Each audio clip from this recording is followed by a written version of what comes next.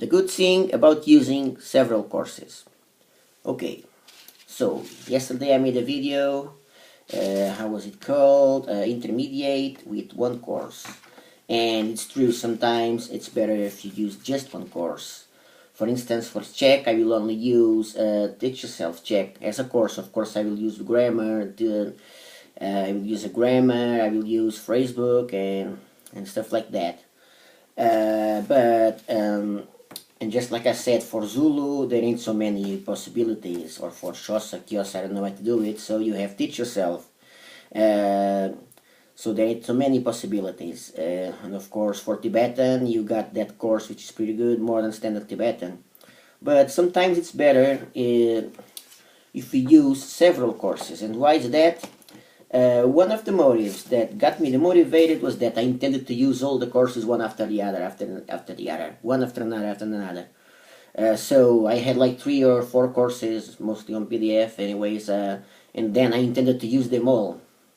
And that was a mistake. The good thing about using several courses is that you are able to study one course now, let's say Teach Yourself, and then by the time you study it slowly at your own pace, and then by the time you finish it, you can you can spend 2 or 3 months or even 4 months without studying that language. By the time you get back studying that language, you get colloquial. Okay, so I have studied Teach Yourself Estonian. So now I will use colloquial Estonian, for instance. So that's a good idea. That is a good idea. And there are a lot of languages that I intend to do it like that way, and I believe that it will help. Since we can study everything at the same time, I believe it will help a lot. So let's give you guys some examples, shall we? So let's see. Mandarin. I don't know, it's not the best example, Mandarin, but I'm using colloquial, and then I will use colloquial too. It's not the best example. I know it's not the best example. But for instance, let's say one day I decide to start studying Dutch. That is a good example. And then let's say I study Teach Yourself Dutch. And then I spend a few time studying Teach Yourself Dutch. I take my time. I take my chances on that as I can. I finish the course. I stay a few months without studying that Dutch. Then I decided I want to go back to Dutch again. Instead of revising the Teach Yourself, because the good thing about using courses from beginners to intermediate, about the good thing about using courses that give you more or less the same level, that you attain more or less the same level, is that by the time you start using the other course, you will revise words, you will revise grammar, and you will learn new words and expressions. So there are languages in here, languages pretty difficult, like Hungarian, for instance. If I want to get my fangs on Hungarian, and if I decide to study colloquial or with Teach Yourself, then I might return with the other one. Another good example, because Hungarian is not the best example, because I intend to start studying Hungarian and keep studying Hungarian. But Danish is the perfect example for me. My goal in Danish is intermediate level, not even an upper intermediate level. My goal in Danish is an intermediate level. So I will use like Teach Yourself, colloquial, and later in the future, when I feel like it, I will use SML. So let's say I feel like studying Danish, okay? So I start studying Danish, and I study Teach Yourself Danish.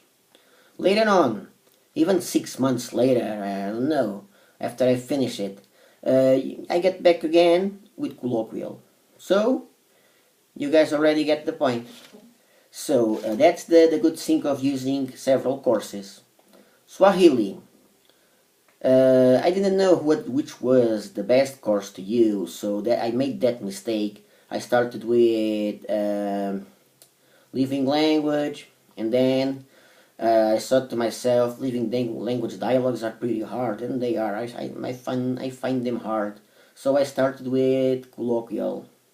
So what will I do? When I feel like getting back to Swahili, I will finish colloquial. Okay? And then when I feel like it's time to get back to Swahili again, I will restart studying Swahili with Teach Yourself Swahili. And the same thing goes for other languages. Let's see what else can I tell you guys here. Okay, you got Lithuanian too, for instance. So if I feel like studying Lithuanian, I start with Teach Yourself or something like that, and then I drop it for a while, and then if I want to get back on the tracks again, after finishing it, of course, I will go back to it with colloquial. So that's pretty much like it. Sometimes we don't have a choice, and sometimes we do. Sometimes we don't have a choice. And another example, Korean. Well, I want to start studying Korean, I really do, but we can't do everything at the same time. So the thing is, what will I do? Well, when I feel like it, I will use Teach Yourself. I will focus on the dialogues and communication. And by the time I finish all the dialogues, I might skip Korean for a while. I might drop Korean for a while. And then I might get back again with another course. Now I don't remember the name of the course, but it's a living language. No, it's another one. And that's it. It's pretty much like it. So that's the way to do it. That's the way to do it. So I hope this is useful for you guys, and see you guys there.